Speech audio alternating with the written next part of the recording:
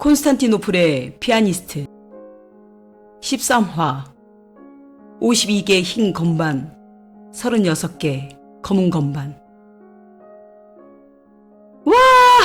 드디어 콘스탄티노플에 도착했어요. 멀리 콘스탄티노플 성이 웅장한 모습을 드러내고 있었다. 오후 햇살을 받은 코럴 베이지색의 둥근 지붕과 하늘을 찌르는 첨탑들의 유형은 보는 사람으로 하여금 아찔하게 만들었다. 그 유명한 콘스탄티노플 성을 보다니. 유모는 감격의 말을 잇지 못하고 있었다. 마차 창문을 열고 바라보는 콘스탄티노플 성은 스테파니조차도 말로 표현할 수 없었다. 살아있는 박물관을 보는 아찔함으로 비현실적으로 콘스탄티노플이 다가왔다. 유모, 우리가 보고 있는 성이 콘스탄티노플이 맞겠지?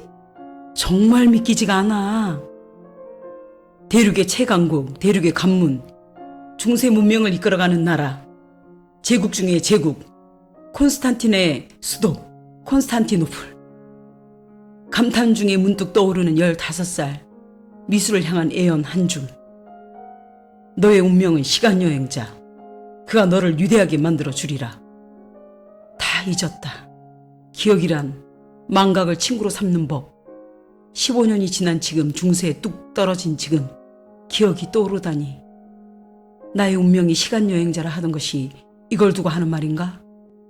내가 콘스탄티노플 황태자와 결혼을 한다는 말은 콘스탄티노플의 황태자비가 된다는 말?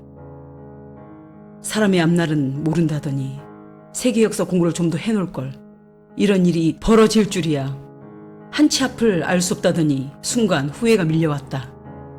수박 겉핥기식 공부였으니 중세 세계사의 가장 중요한 위치를 차지하는 콘스탄틴 제국에 대해 깊이 있게 알리 만무하다. 기억이 한계다. 스테파니가 탄 마차가 궁으로 들어가는 정문에서 멈췄다. 검문이 있었다.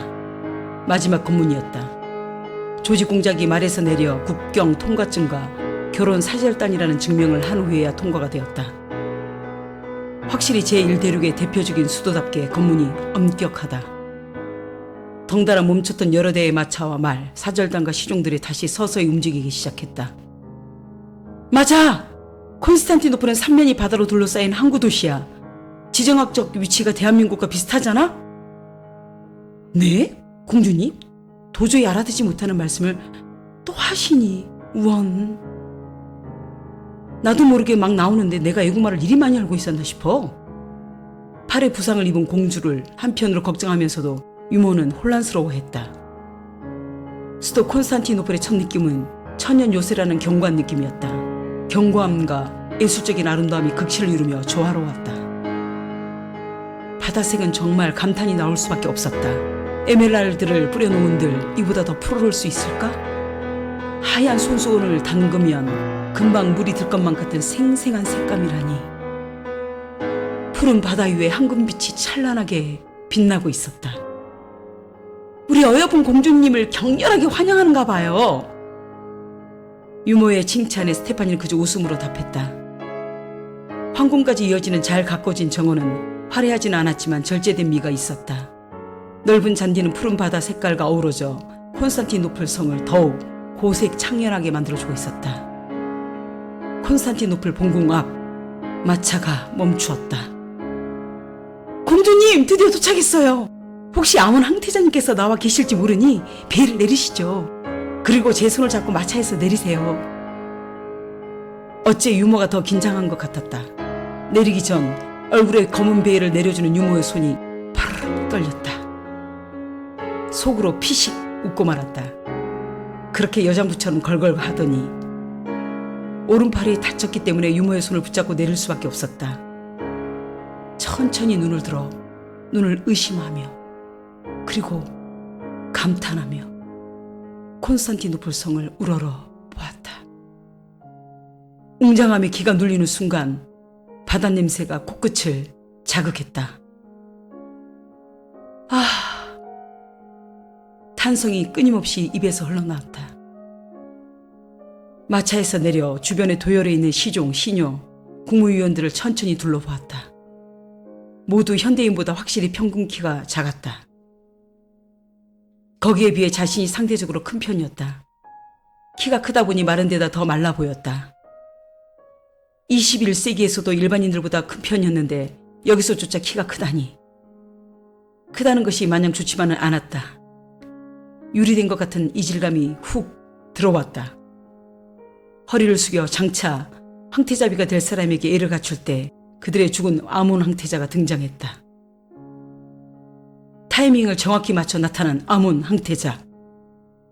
그때 유모가 귓속말을 했다.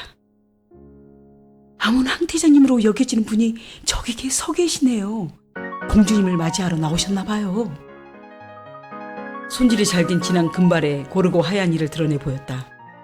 누가 봐도 황태자라고 생각할 수밖에 없는 20대 남자가 약간 거만한 태도로 다가오고 있었다. 유모는 흥분을 감추지 못했다. 저 사람이 나와 결혼할 사람? 믿기지가 않았다. 그러나 떨리지는 않았다. 아직은 육체적으로 스테판이 공주일지라도 영혼은 지금 벌어지고 있는 현실을 받아들이는데 애를 먹고 있는 30살의 피아니스트 장미수였다. 열정적이면서도 냉철한 이성의 소유자가 아니던가. 모두에게 로망을 주는 피아니스트. 별의 동경, 달의 꿈이 되었다. 52개 흰 건반과 36개 검은 건반, 총 88개의 건반으로 이루어져 있으며 7옥타브와 3개의 페달로 만들어내는 기적. 건반 위에 그려내는 아티스트의 총체. 세상에서 가장 아름다운 직업. 직업이라 부를 수 없는 신성한 직업이 피아니스트였다. 신이 내린 탁월한 재능과 인간 노력의 결정체로 예술가 중에 예술가를 일컫는 말. 피아니스트. 피아니스트 자체가 비범한 직업이었다. 그런 타고난 직업. 피아니스트 중에서도 탁월한 피아니스트 장미수였다. 굳이 결혼을 생각할 필요도 느끼지 못하고 살았다. 부와 명예, 모든 것을 가졌고 모든 것을 누렸다. 자신의 신분에 걸맞는 남자를 만나 집안 살림하며 살기에 너무 탁월한 재능을 소유한 그녀가 아니었던가. 거기다 그녀는 독립심 강한 누군가에게 의존적인 스타일이 아니었다. 자신의 현재 삶에 무척 만족했고 프라이드 또한 강했다. 누구에게도 유축되지 않았으며 누구에게도 머리 숙일 필요가 없었다. 최고였고 최고가 되기 위해 풀무불 같은 터널을 통과했다. 전 세계의 모든 나라에서 자신을 초청하기 위해 어떤 대가도 마다하지 않고 앞다투었다. 시대의 아이콘, 가장 전통 있는 영국 왕실에서조차 자신의 연주를 듣기 위해 어렵게 컨택을 해왔다. 선택권은 늘 자신에게 있었다. 유명한 피아니스트가 되고 나서부터 칼자루를 누구에게 넘겨준 적이 없었다. 그렇게 살아왔다. 그렇게 살아온 장미수였기에 황태자가 마중 나왔다고 껌뻑 죽진 않았다. 베일에 가려진 잿빛의 눈과 황태자의 눈이 부딪혔다. 베일을 사이로 눈이 부딪힌 순간 황태자를 눈앞에 두고 유축되게 만드는 단 하나, 결혼이라는 중압감이 막 중세에 도착한 19살의 어린 스테파니에게 바위덩어리가 되어 짓눌러 왔다. 또 하나, 아몬 황태자와 눈이 부딪히는 순간 번개처럼 지난날의 자신을 두고 한 애언이 떠올랐다. 떠오른 애언에 자신도 모르게 화들짝 놀라고 말았다. 생각해보니 자신의 인생 전반을 예감한 무서운 말이었다.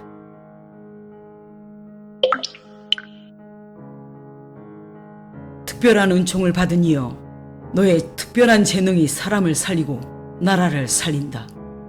희생 없는 고귀함은 허무함일 뿐. 그렇게 시작했다. 그리고 덧붙여서 했던 신탁 같은 애언. 아름다운 이여, 너의 운명은 시간 여행자. 고귀한 이여, 너의 속성은 생명. 다른 건 몰라도 그것만은 절대 잊을 수 없었다. 그 말을 100살은 좋긴 되어 보이는 백발의 노인에게 들을 때 온몸이 100만 볼트 전류에 감전된 것 같은 충격이 찌릿하고 흘러 머리부터 발끝까지 강타했다. 사람은 시간이 지나면 누가 무슨 말을 했는지는 잊어버려도 몸으로 익힌 어떤 기억은 절대 잊을 수가 없는 법이다.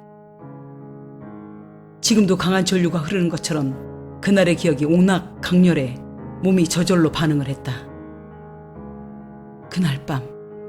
그날 밤은 여태껏 무수하게 흘려보낸 평범한 밤이 아니었다. 꿈을 꾸었고 불에 데인 것처럼 운명 같은 꿈을 이루고 싶어 매일 밤을 설쳤다. 그리고 결론 내렸다. 이 꿈을 꼭 이루어야 자신이 살 수 있다는 것을. 그렇게 실행된 나날들이 모여서 더 큰 자가 되기 위해 어린 나이임에도 불구하고 떠나기로 결정했다. 내일이면 멀리 떠나 언제 올지 모를 이별을 앞두고 있는 밤이었다. 100년이 넘은 작고 낡은 교회에서 엄마 손에 붙들려 밤늦게까지 기도를 하고 있었다.